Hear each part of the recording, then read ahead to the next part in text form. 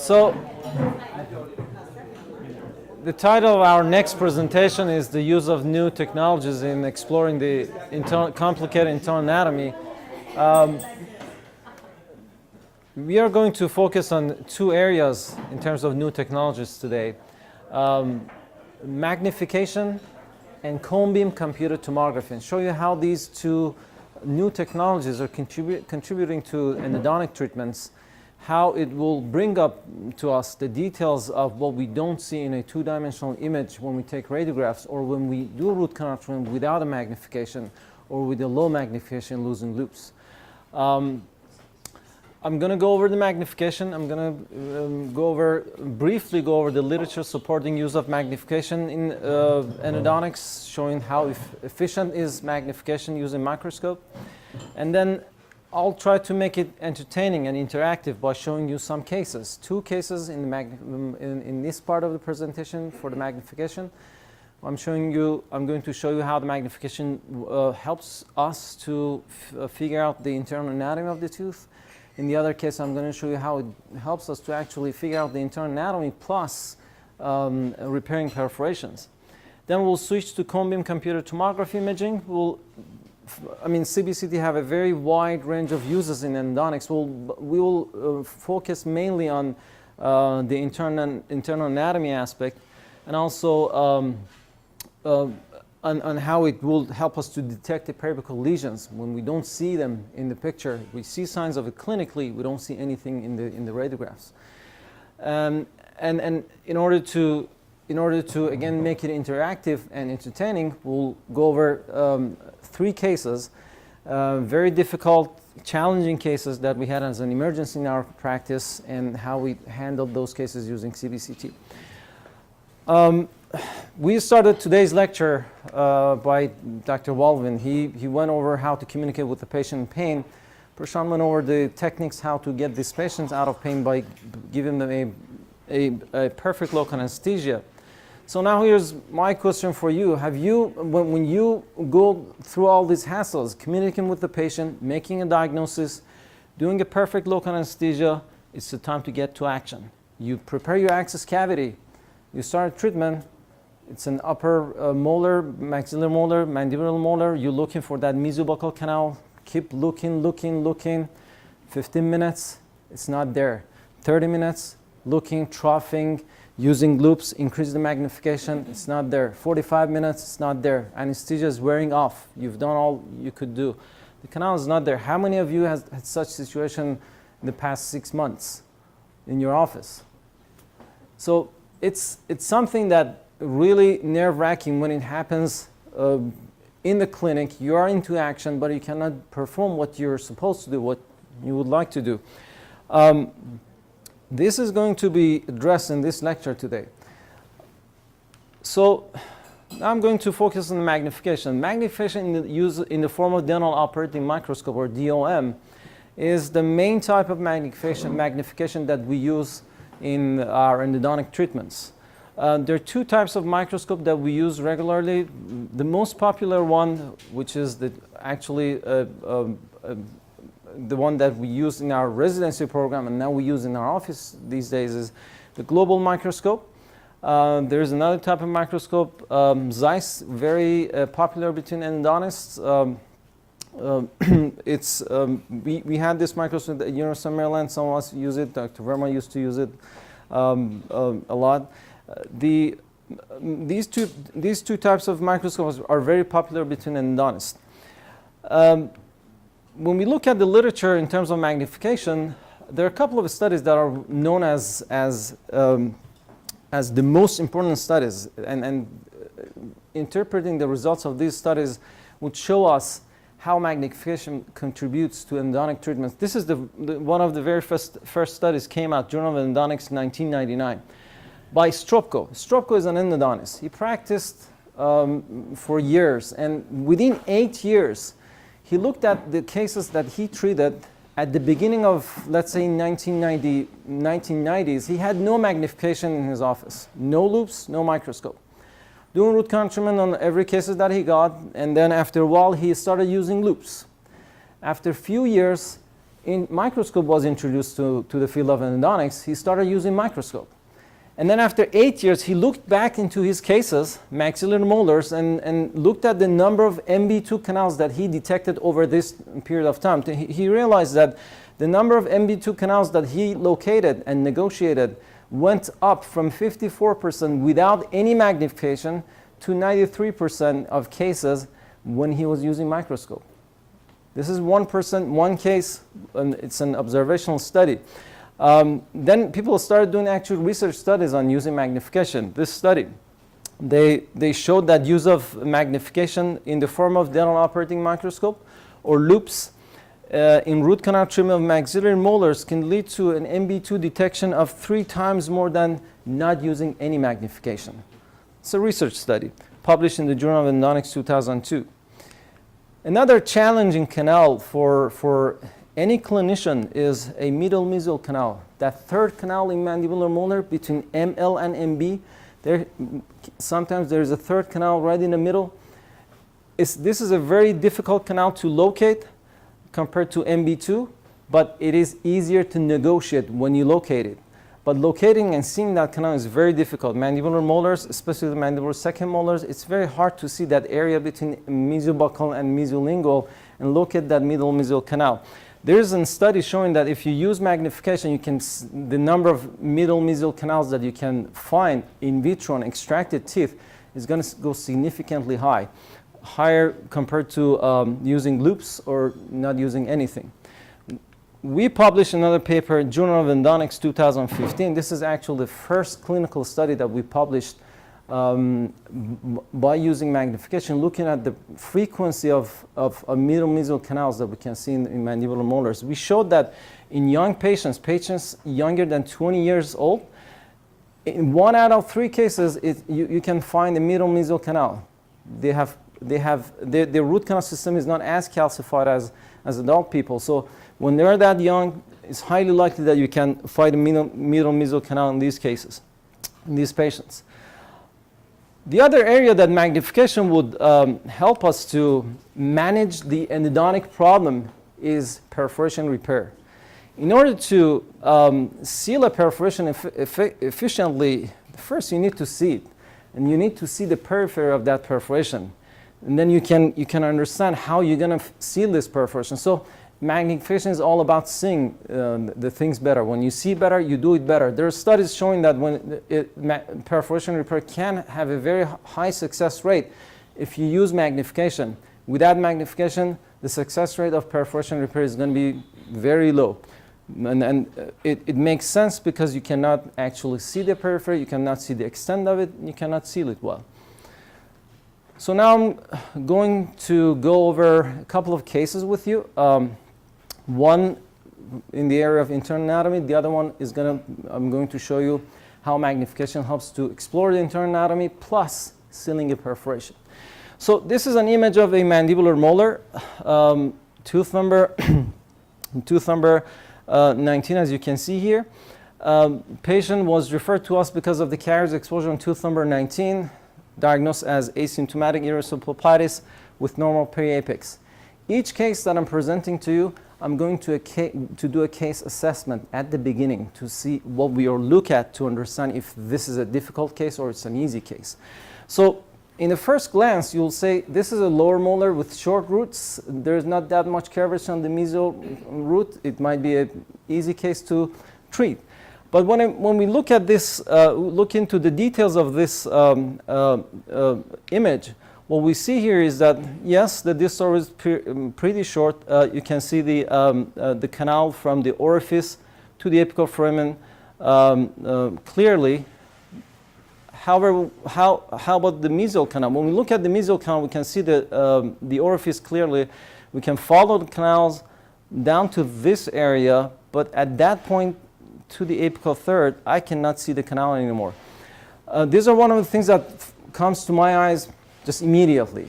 I cannot follow the mesial canal all the way down to the apex. Now, when I look at the anatomy of these two further, then I'll realize, yes, there are 2 PDLs on one side of this root, there are another 2 PDLs on the other side, showing that probably there are 2 distal canals.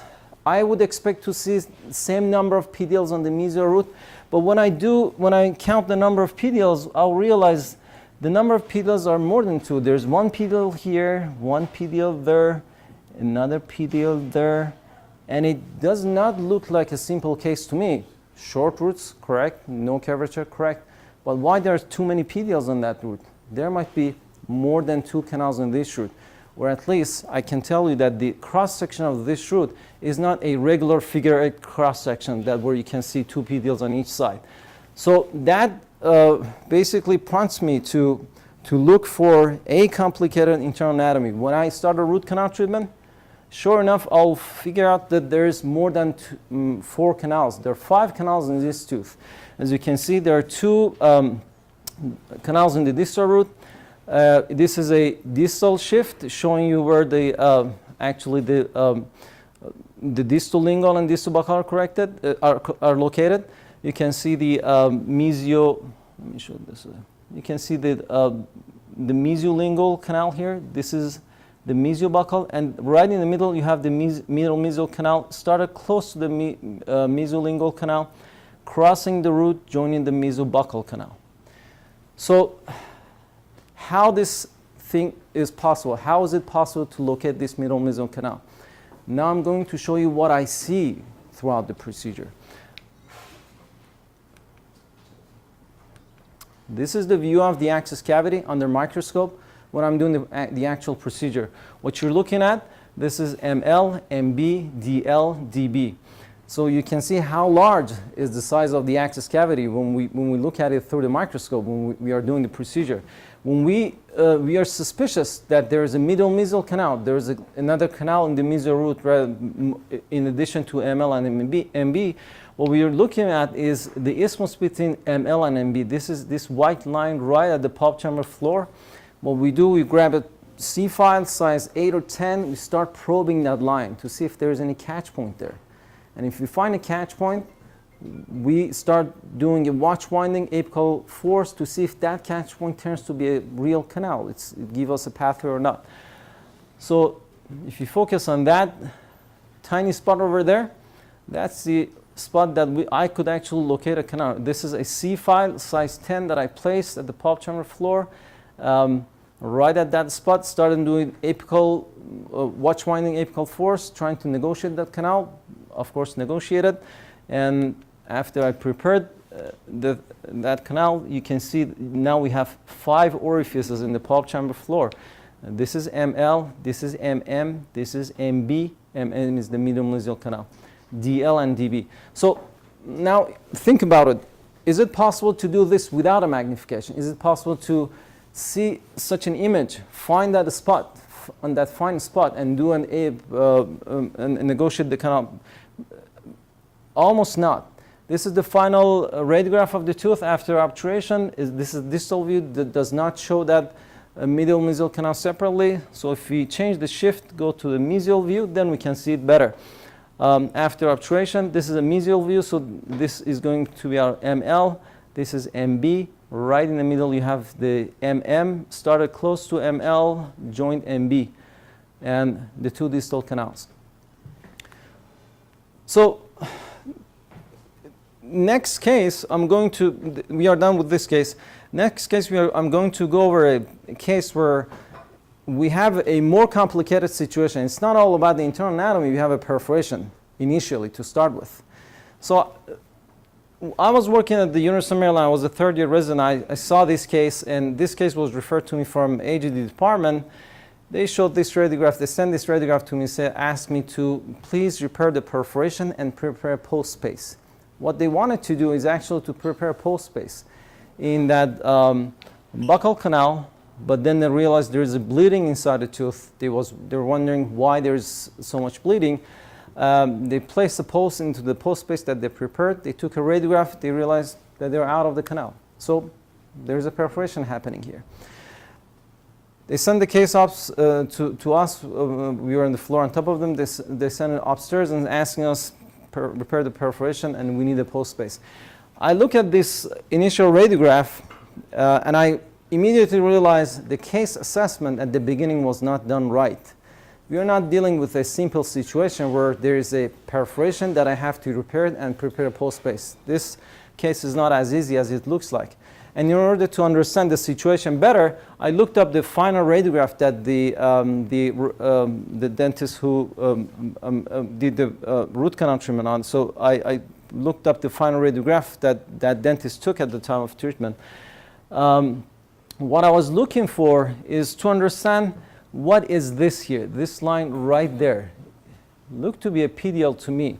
So when I take a look at the radiograph better, I can see where this buccal root is located. I can follow the PDL right here around the root. I can follow the PDL on the palatal root right there. But there is an extra line here, right here, as you can see. This is the line that you don't expect to see it. If the tooth has two roots, there's a buccal root and palatal root, why there should be an extra PDL? So then what you have to do is have to look into it better. Actually, you can follow and trace that PDL line all around. It's going from here to the top and coming back this way.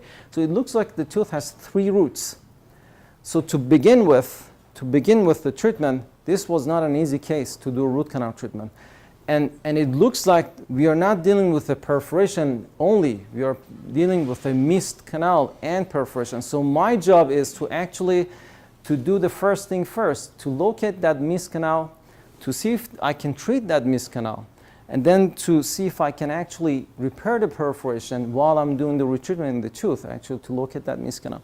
So after analyzing the case, and understanding how difficult the situation is, now I have to have a strategy to do the treatment. Would I be able to do this treatment without a microscope, without magnification? Absolutely not. Let's go through the clinical images taken throughout the treatment to see how delicate the procedure is going to be. So, like I said, the first step is to locate the perforation and see if I can locate that missed canal. This is the clinical view of the area. As you can see, the entire pulp chamber floor is perforated on the buccal side. That punch out circle that you see there, that's a perforation.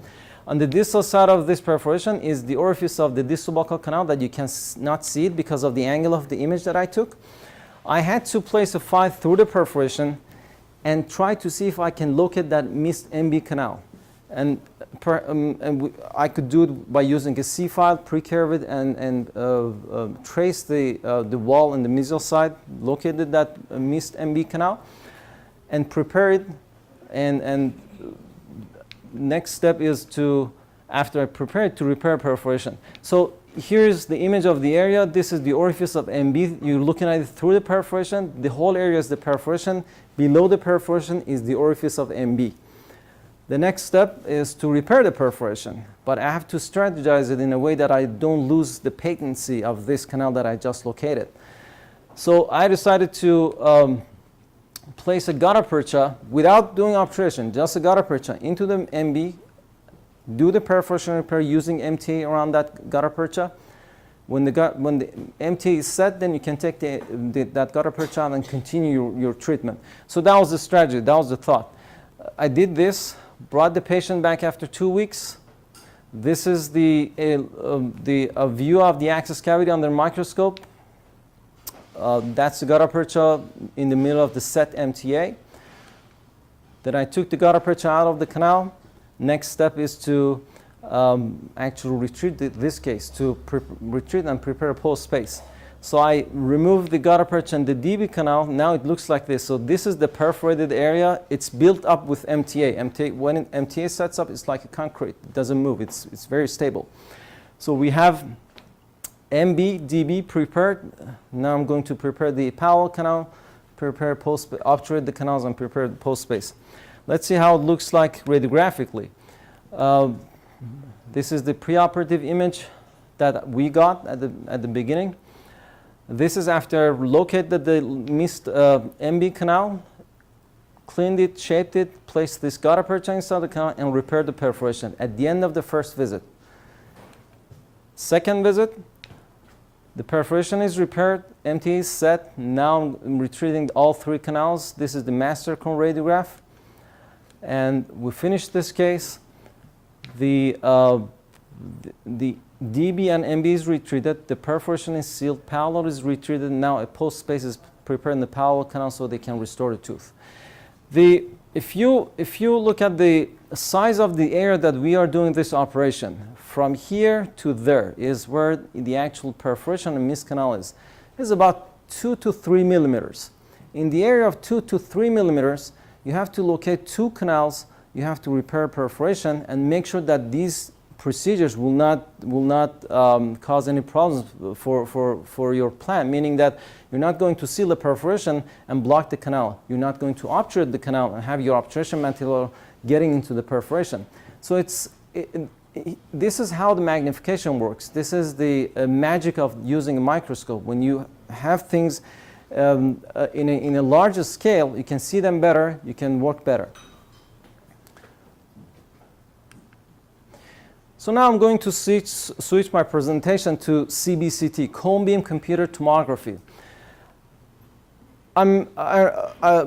Perhaps many of you guys have CBCT machines in your offices. You use different types of CBCT machines, different fields of view. We use limited field of view cone beam computed tomography with high resolution. Limited field of view means that it focuses only on 3 to 4 teeth. The resolution is high and it can show you the details of the internal anatomy. CBCT can be used for different purposes. Exploring and understanding the internal anatomy. It can be used for detection of the missed canals, almost the same thing. It can be used to detect periapical lesions. It can be used to detect resorptions, to detect iatrogenic perforations. When you do a root canal treatment, patient comes back 1 week later, 2 weeks later, 1 month later saying that still I don't feel comfortable chewing on this tooth. You take a CBCT and you'll see, oops, there was a perforation and I didn't realize it during the treatment. It is being used to detect the resorption related perforations. Each of these topics requires a 1 hour lecture to go over and then show you the details, the literature supporting those details and cases. CBCT can be used to detect vertical root fractures, but as you can see, I've put a question mark there because CBCT actually cannot show us the actual fracture line. That has not been shown in any study, it has not been proven yet. But what CBCT does is that it shows us the signs of a vertical root fracture much better than two-dimensional radiographs. It will show us how the periapical lesion looks like. Is it a J shape? Where it's located? What is the extension of that periapical lesion? So there are many studies published in the literature supporting use of CBCT in the root canal in the field of endodontics. Like I said, I'm going to focus on the internal anatomy aspects and periapical lesions, detecting periapical lesions. This is one of the first studies came out, Journal of Endodontics 2008, Mathern et al. They published a study and they showed that the average number of canals found in CBCT images are 1 canal more, an average 1 canal more compared to digital radiograph. 2-dimensional compared to 3-dimensional. In the 3-dimensional images, the number of canals that you can see are an average 1 more than 2-dimensional images. Another study done by Michetti et al. In 2010, published in the Journal of Endodontics, actually they looked at the images taken by Kodak 9000 3D.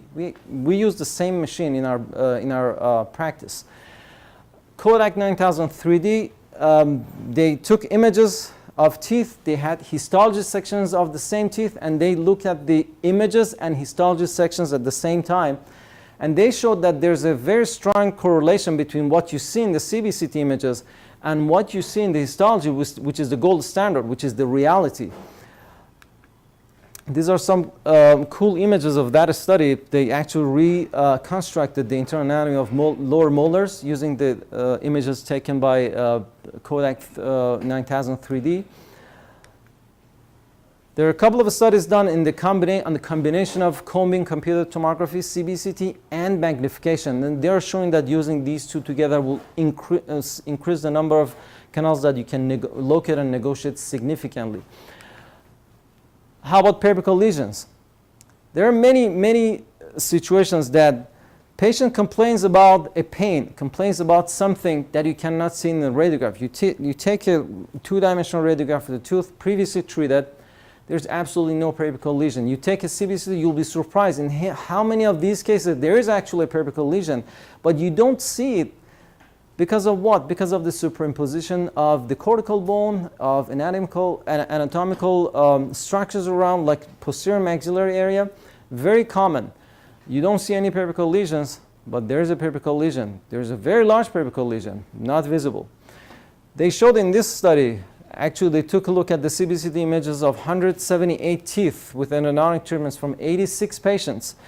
And they showed that CBCT images is very effective in detecting periapical lesions that cannot be detected. Cannot be means that you don't see it at all. You don't see any hints of it. Cannot be detected in periapical radiographs, specifically in posterior maxillary area. So now we are going to go over a couple of cases. This is a periapical radiograph of tooth number 15, an emergency case that referred to us just about a few months ago. This patient is a 34-year-old female referred due to severe pain on tooth number 15. The patient cannot sleep because of pain. The pain is felt as a pressure on the sinus area radiating to the eye. She cannot chew on this side. The tooth is very painful on percussion palpation.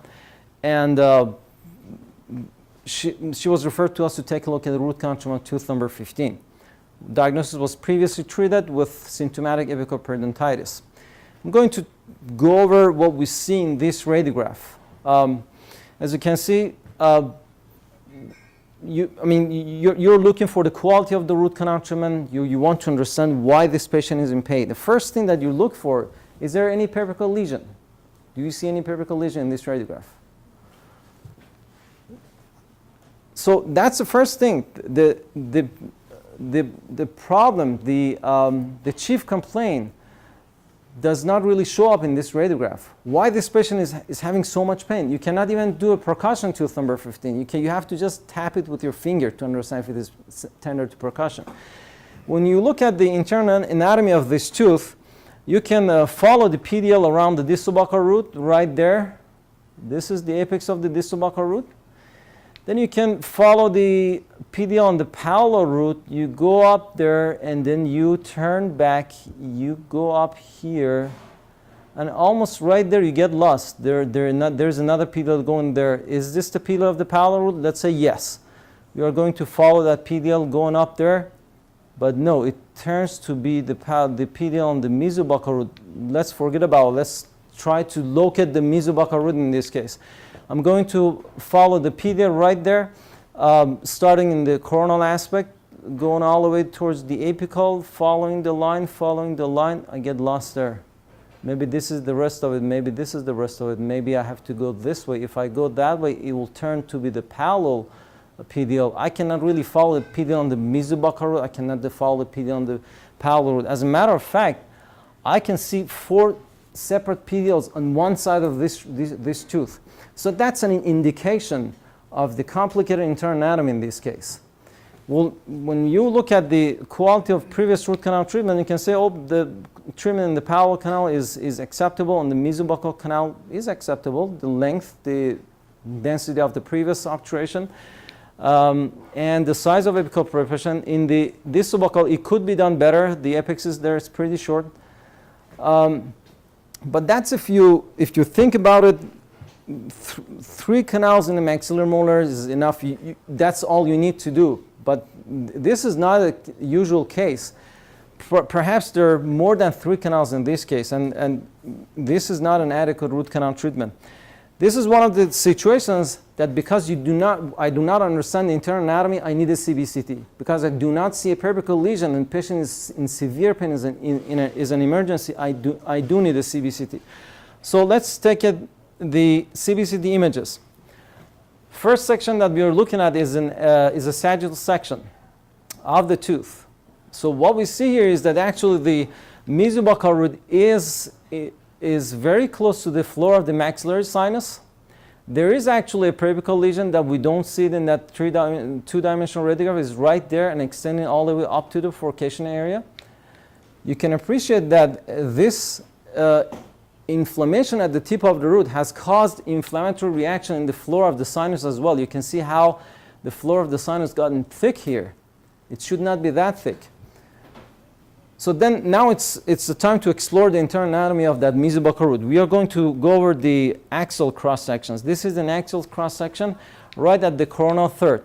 Everything looks to be fine. The coronal third, this is the mesobuccal canal, distal buccal, palatal. They look to be centered almost on the mesobuccal canal. It might be slightly eccentric, but it's not too eccentric to say, oh, there's a second canal there.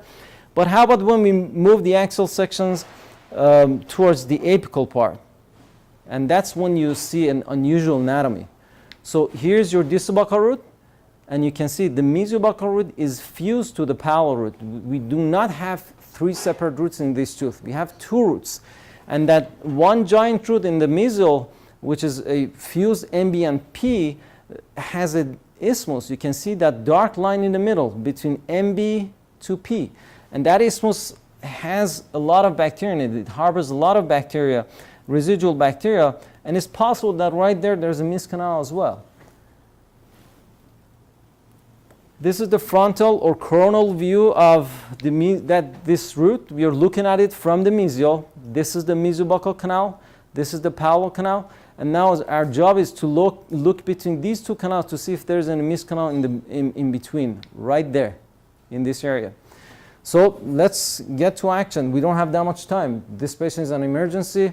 In order to be able to communicate to this patient, I had to actually numb her to do an anesthesia to ask a little bit of the history of this tooth. Was treated about 3 to 4 years ago by her dentist. And now I have to look for the points that I saw in the CBCT. So isolate the tooth. First thing is to remove that post from the palatal canal, remove the gutta percha from MB, P, and DB, and look for the missed anatomy in that mesial side of the tooth. This is the image of the tooth after locating a Mesk canal in that fused MBP root. I'm going to describe this in this radiograph for you. This is the MB canal. On this side you have the DB. Right here is the P, palatal. And right here is that Mesk canal. You can call it an MB2, you can call it P2. Why? Because it shares the orifice with palatal canal. As you can see, it starts right next to MB, right next to the P, but the pathway goes towards MB and it has a separate apical foramen right there. This is another view, increased vertical angle, so it would show where the apex of P is. Again, this is our Mesk canal. You can call it MB2 or P, shares the orifice with P. This is distal buccal, this is MB. And here is the final radiograph of the tooth after obturation. Now you can see what I'm talking about better. This is the orifice of the P right here, one single orifice. And 3 to 4 millimeters below, there is another canal branching off the palatal canal, going this way. This is your MB, and this is DB. I kept that initial radiograph right next to it so you can compare the before and after, and to see what those multiple PDLs mean in the initial radiograph. So when we see those multiple PDLs, that tells us nothing is going to be usual in this case. And as you can see, the internal anatomy is very complicated. And now this is another image of the tooth. This is the final radiograph. If you remember, I showed you this image of this is a coronal section in the CBCT. The Mesk canal was located right here, branching off the palatal canal, deviating towards the buccal, going all the way to the apical. MB, Mesk canal, P. MB, Mesk canal, and P. This is an example that how using an analysis using CBCT before treatment will help us to resolve the issue. As soon as I opened that MB2 canal or P2 canal, pus started coming out of the tooth with pressure. The rhambrana will just get filled with pus. And you could see the relief in the patient's face. The actual patient felt sick right after that pus started coming out. So this is not magic. This is science. This is knowledge. This is when you have the 3-dimensional view of the tooth, you can analyze it. Allie, did you put him on antibiotics? I did put this case and next case on antibiotics. I'll tell you why. I didn't want to get into too many details related to these patients, but the patient had limited mouth opening in first session when she came in, and then she mentioned that I cannot open my mouth fully since this pain started. And one thing that Dr. Verma mentioned in his presentation was that systemic symptoms are an indication of prescribing antibiotics. And one of those systemic symptoms is trismus. Limited mouth opening following infection tells you that there is an involvement of the masseteric muscles, like the masseter muscles, the temporal muscle, and you have involvement of the spaces right here. And you definitely want to put this patient on antibiotics. You do not want to risk it. This patient was put on antibiotics after the first session. Treatment was completed in 2 sessions, definitely because of technical issues. The drainage wouldn't stop. And also, we want to get the better disinfection inside the canal, so I left calcium iodide inside the canals for 2 weeks, brought the patient back, and did the obturation. Any other questions? So,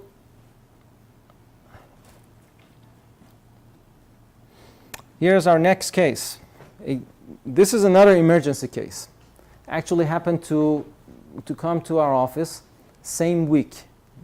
2 days after that case. So this case is a 28-year-old male came in again with severe pain on the maxillary second molar, tooth number 2 this time. Patient could not sleep last night.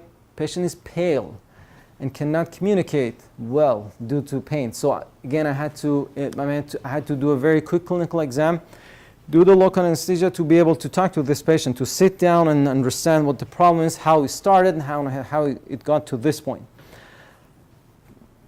So we are, again, going to do our case analysis in this case to look at what we see in this radiograph, and if we can understand the whole situation by using a 2-dimensional radiograph and what we see in the clinic. So when we look at this tooth, it has a normal clinical presentation in terms of not having a swelling, in terms of a probing point. But definitely it does not have a normal clinical presentation because it is severely sensitive to percussion and palpation. So when we look at the root canal anatomy and the quality of the previous root canal treatment, which was done less than 2 years ago by his dentist, you can see that the mesobuccal canal is treated all the way to the apex. The quality is acceptable in terms of length, in terms of size of preparation, and in terms of the quality of obturation. When we look at the distal buccal canal, almost the same thing. The length is okay, the size of preparation is okay, the quality of obturation is okay. When we look at the palatal canal, the length is not okay. That's the apex of the palatal canal. Actually, the quality of obturation is not okay. It has a lot of void, so it could be done better in the palatal root. So overall, we can say this is not an adequate root canal treatment. But would this presentation justify the amount of pain that this patient has? He could not sleep last night. He's pale. He's shaking. He cannot really communicate with you. You have to do anesthesia to be able to talk to this patient. No, it does not justify. Do we see a clear periapical lesion in these tooth? We don't. Do we see any vertical bone loss saying that, yeah, there's a vertical root fracture? We do not see a vertical bone loss. Do we see a hint showing that there is a complicated internal anatomy? So let's go through that actually. This is the pedal of the distal buccal canal. I can follow it right there, going all the way to the top, coming back this way. It looks like to be a simple canal and simple root. This is the pedal of the palatal root. I can follow it up to the top right there, coming back this way. This is the pedal of the mesobuccal root. I can follow it up to the top right there, coming back this way. Fine so far? Everybody is on board? But we want to look at it more, look into the details a little bit more, then I'll see, oops, there is another pedal going all the way this way, right next to the other pedal. And it looks like it has a sharp angle this way. It's cutting through this previous root canal filling material right there. This is the pedal that I'm talking about. Then you would be suspicious to a complicated internal anatomy. So this case, although it looks like to be a simple tooth to start with, as a root canal as a case for root canal treatment. It's a simple anatomy, short roots, not that much curvature. You can see all three roots very clearly. It's not a simple case actually. There's an extrapedial right there, and that extrapedial is there for some reason, because there's a hidden anatomy. There's an anatomy that you cannot see it in this two-dimensional image. So we definitely need to take a CBCT in this case. Why? First, we cannot see that periapical lesion. We cannot see any bone loss. We cannot see the pathology related to patient's chief complaint.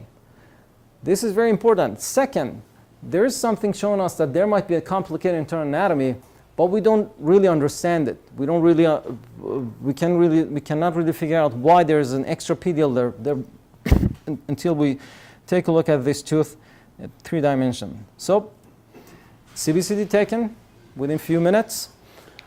First thing is that yes, there is a large periapical lesion and actually perforated into the floor of the sinus, maxillary sinus, same side. Now you will wonder how many of these lesions we use on a daily basis. We lose on a daily basis. How many patients we see, we take a radiograph, say your root canal treatment is perfect, but there's a periapical lesion, and we don't see it. We miss these cases. The two-dimensional images really don't tell us how complicated the situations are, and this is a perfect example of this situation. A very large periapical lesion. Looks like that is mainly located on the mesobuccal root. Now it's the time to look at the axial cross sections to see what's happening in the mesobuccal root. This is the axial section of the tooth at the coronal third. So let's say if you draw a line this way at the coronal third, right there, you would see the palatal, you would see the distal buccal, you would see the mesobuccal. And when you want to try to look at the border of the cross-section of mesobuccal root, you see that that canal is almost located in the middle. It's not really eccentric. It's slightly eccentric. You cannot tell there's a missed MB2 here. But what if we move the axial sections towards the apical? From here, let's go there and see how it looks like there. So now we're going to move towards apical a little bit. Again, palatal, distal buccal, mesobuccal. Now we can see that the filling in the mesobuccal canal, the previous obturation, is not centered anymore. It's shifted towards the buccal. And right there, this might be actually a missed canal right here. So what does this whole thing mean to us? When we take a cross-section, axial cross-section, the coronal third, the obturation material looks to be centered in the mesobuccal root. When we move down towards apical third, it's not centered. That means that there is a second canal in this root branching off of the main canal somewhere in the mid-root, somewhere in this pathway from the coronal to the apical. And that means if I prepare an access cavity, try to evaluate the internal anatomy clinically, at the pulp chamber floor level, I will see only 3 canals because I'm looking at that level. But it looks like this canal is branching off from the main canal in the mid-root area.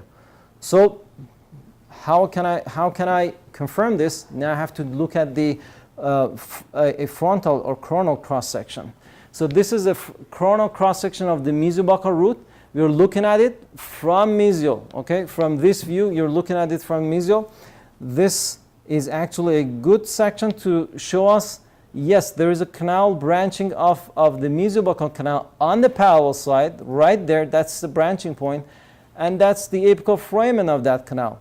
It looks like it has a separate apical foramen and apex there. So it's right behind, right on the palatal side of the mesobuccal root. This is your mesobuccal root. It's on the palatal. You're looking at it from buccal. You don't see it in your two-dimensional radiograph, but it's right there. So again, when we get all this information, it's time to action. It's time to get to work. This is the initial radiograph of the tooth. This is after I negotiate that missed MB2 right on the palatal side. It branches off of the mesobuccal canal. It's very hard to get a separation in the radiograph. The apex is right there. If you remember, the apex was shorter than the mesobuccal. This is the apex of mesobuccal. Palatal cone has moved in this X-ray. So I would adjust that. This is the distal buccal. A lot of suppuration started after we opened that branched MB2 canal. Patient felt much better. Again, I put this patient on antibiotics, back to your question, because the patient had limited mouth opening.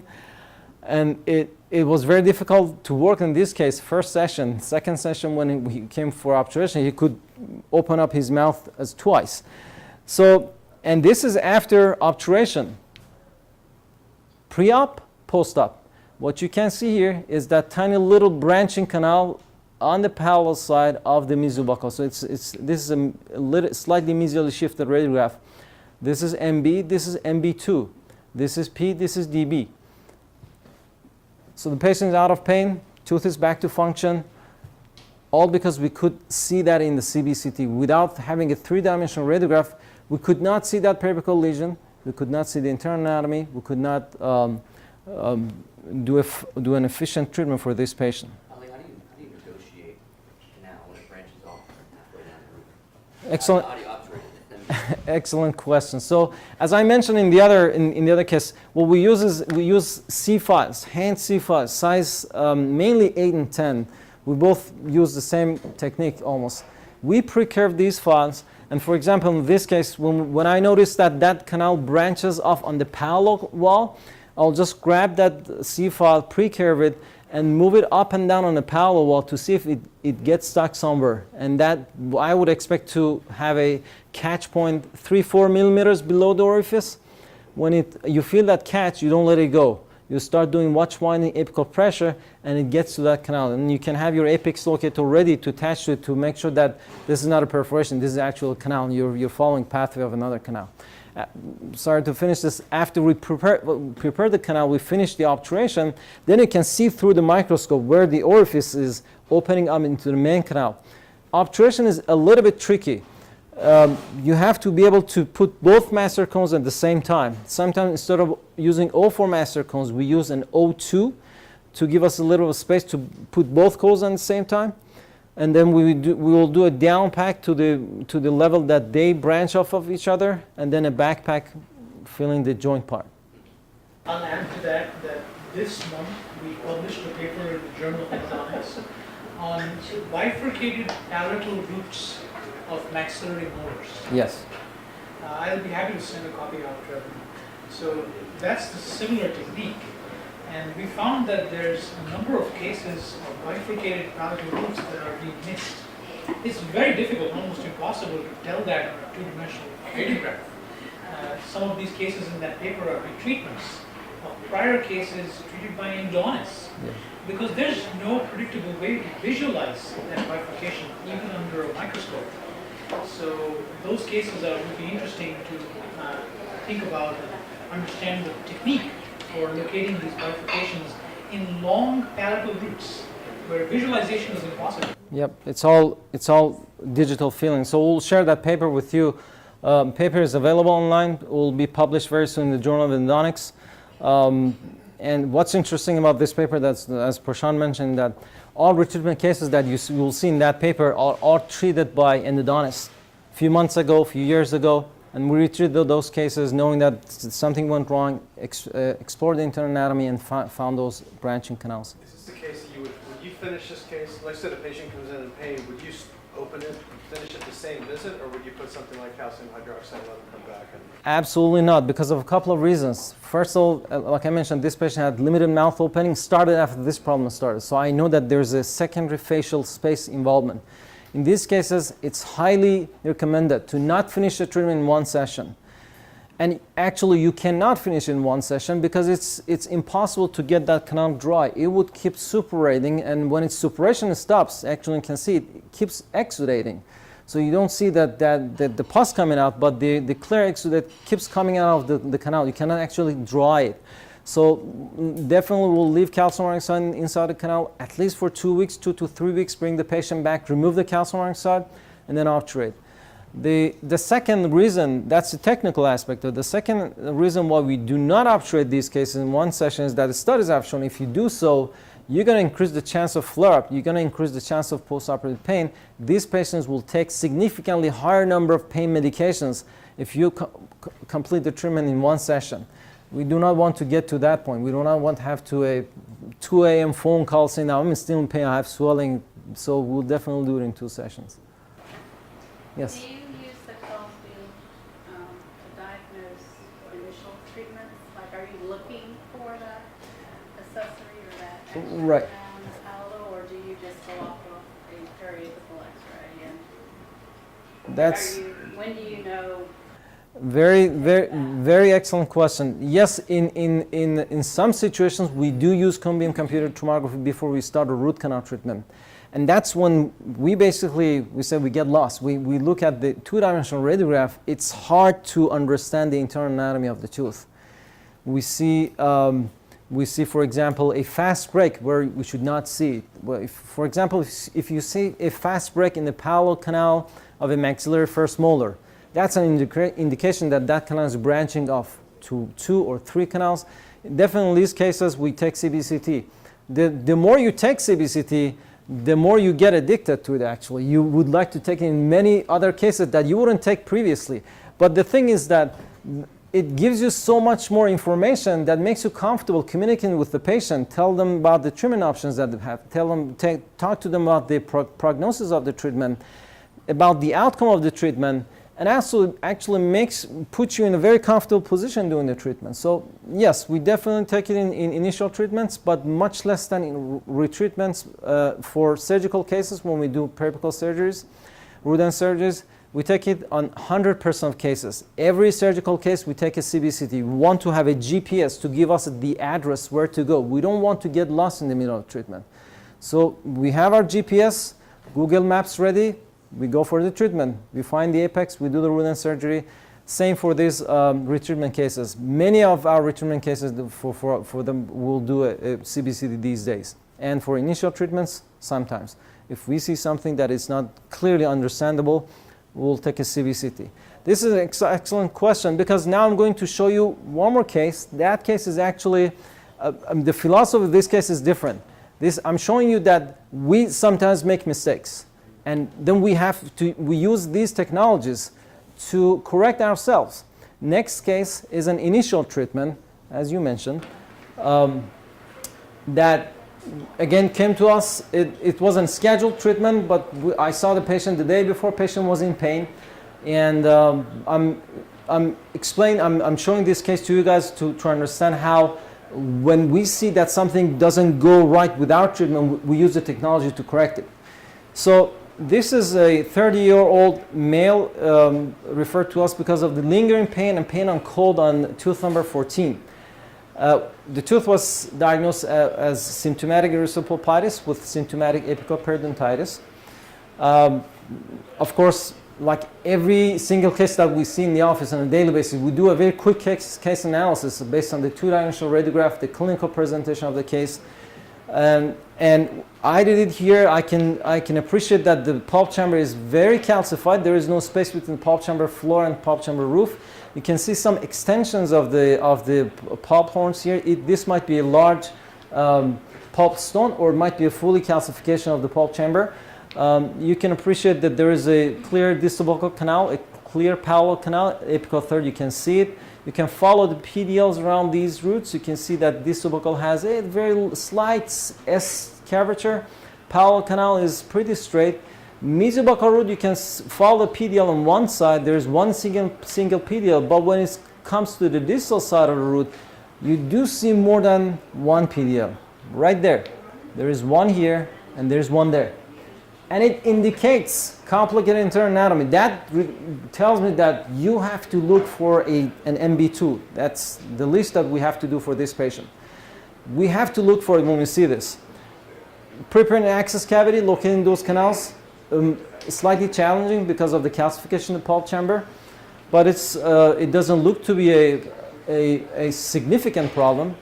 So treatment is started, prepared the access cavity, located the DB canal, located the palatal canal. This is a mesially shifted radiograph. It shows where the cone in the MB root is. In order to better investigate the anatomy of the mesiobuccal canal during the treatment, the best shift, the better shift is a distal shift. So I knew that there might be a second mesiobuccal canal, but I could not really locate it. I troughed the pulp chamber floor. I looked where I have to look for it, could not see anything. Then I took a distal shifted radiograph, and I said, okay, it looks centered. There is no MB2, so I'm good to operate this case. Everything looks fine. This is the cone in the MB root. It looks to be centered. This is the width of the MB root. You do not see the DB really well here. You could see it in the other radiograph. It's superimposed on the palatal. You can see the apex of palatal. We have to adjust the length in that root. Finish the treatment. This is how the final radiograph looks like. I'm pretty satisfied with what I did in the distal buccal canal. Palatal canal, yes. Mesobuccal canal, yes. It didn't come to my eyes right after treatment that there might be some problems with the mesobuccal root. It was a Thursday morning when I saw this patient. Thursday afternoon, 7 p.m. I was writing the post-op report. At the end of the day, I kept looking at this radiograph. I was going back and forth between these two thoughts that it's okay or it's not okay. But I saw something here. Right there, there's a line. I can go back and forth. So right here, you can see a very tiny line right next to this gutta percha. And I was wondering, what is this line? This is not a PDL. I can follow it from here to there, but not beyond this point. This might be actually part of a missed MB2 canal. It was a Thursday night. At this point, I'm wondering if this is okay to send the report to the referring doctor, because I spent an hour and a half looking for that MB2, doing this treatment through the microscope, didn't see anything. Is this okay to send this post-op report to the referring dentist saying that we've done this treatment, the treatment went well with no complication, prognosis is favorable, as you can see every time in our post-op report, most of the time, sorry, and say go ahead and restore the tooth? The answer to that question is no, it's not, because I have not investigated this internal anatomy to the point that I can say comfortably there is no MB2. What is missing here is a 3D image of this tooth. I need to see that to send that post-op report to the dentist comfortably with a peace of mind. So call the patient the day after on a Friday afternoon, 4 p.m. Ask the patient if you come to the office to take a CBCT of your tooth. I think there might be a missed canal in your tooth. Patient lives in Centerville. He was in my office 5 minutes later. Took a CBCT, and the best section to look for that missed canal is in axial cross section. This is an axial cross section at the coronal third, okay? Coronal third close to the pulp chamber level. This is MB, DB, P. If you look at the MB cross section, you see this is the periphery of the root, and this is the root canal filling that I did. Is it centered? No, it's not centered. There is likely that I missed a canal right there. The good thing about Kodak 2003D is that you can measure every single spot and every dimensions that you want to. You can actually understand where that missed canal is located. So I could measure from the MB orifice that I prepared to the area that beyond that point there would be no MB2. So if I trough from the orifice of MB 2.5 millimeters towards palatal, somewhere around this along this line there should be an MB2, assuming that there is an MB2. Okay, that's one thing. The other thing that I have to understand how critical is this missed canal is that I have to go through these cross sections towards the apical third and to see if that MB canal that is filled becomes centered or not. You know, if it becomes centered, that means that MB2 joins MB. So if I miss it, the likelihood of having failure in the future is less. Okay, but does it become a centered filling? This is the periphery of MB root. No. So this is an independent canal. Looks like to be there is a missed canal, an independent MB2 that I could not see in the first place. So now I have to take a look at the frontal view, looking at the mesobuccal root from mesial. This is the root canal filling that I did, apex of MB, and it looks like there is the apex of MB2 right behind it on the palatal side. So looks like, yes, I missed the canal, no question about it. And this is a serious missed canal. It's an independent canal. It looks like it has a separate orifice and separate apical foramen. Told the patient that, look, I have to explore the tooth a little bit more. Do you have another 30 minutes to stay in my office? I was done with all my patients. Patient said yes. You open up the tooth. This is the final radiograph finished on Thursday, and this is the final radiograph finished on Friday. We have all the measurements. Troughing and finding the canal could not be easier. because we have our GPS now. It's like that you have the address, just go for it and find it. So one of the very well-known authors in the field of internal anatomy, Vertucci, has a very famous saying. Vertucci has written so many book chapters, articles, have done many original classifications in terms of internal anatomy. He says that when it comes to the root canal anatomy, there is one golden rule that every dentist should know. Does anybody know what is that golden rule? No? That golden rule is that there is no rule. If you have rules in your mind, you will miss canals. And these are the examples of those rules. If you accept this fact that the root canal anatomy doesn't follow any rules, yes, there are many cases. You can say 60% of the maxillary second molars have 3 canals. But what happened in those 40%? They might have 2 canals, 1 canal, 4 canals. Canals might be branching off of each other. So this is the reality of the root canal treatment. We should not limit our minds to rules, otherwise we will miss canals. We talked a lot about the case assessment. We use this case assessment at the AA's website, American Association of Endodontists. They have a case assessment script on their website, which is very useful. We use it on a daily basis, many times throughout the day, to analyze and understand the difficulties of cases that we see. One way to find it is there. The other way is to look up our websites, www.centerofendodontics.com. If you click on the tab referring doctors, under that tab you can see the endodontic case assessment, which will redirect you to the AAE's case assessment website, and will show you how to analyze your cases on a daily basis. If you have any question in your mind, you can find it here, or you can ask us. Most of you have our cell phone numbers. These were some examples of internal anatomy. If you have any questions, I'll be more than happy to answer. Hopefully we can cover the other areas in future lectures about CBC and how we use it in endodontics. Any questions? Thank you. Thank you. Is there anything other than EDTA that you can use to get through calcified canals?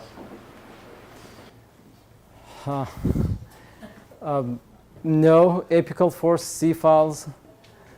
Getting numb fingers is the only way to open up the calcified canals. No, EDTA and RC-Prep, they've shown to, in many studies, they've shown that they can actually erode dentin, they can soften dentin. That doesn't necessarily mean that they will help you to negotiate a calcified canal. It will reduce, in many studies they show that it will reduce the stress on the files to reduce the chance of file separation. But there are some studies showing that no, actually RC-Prep can actually act as a debris in the files and increase the chance of file separation. But in terms of opening the calcified canals, I would say the main thing to use is just the right instrument, which are basically C-files and apical force, watch winding. Thank you.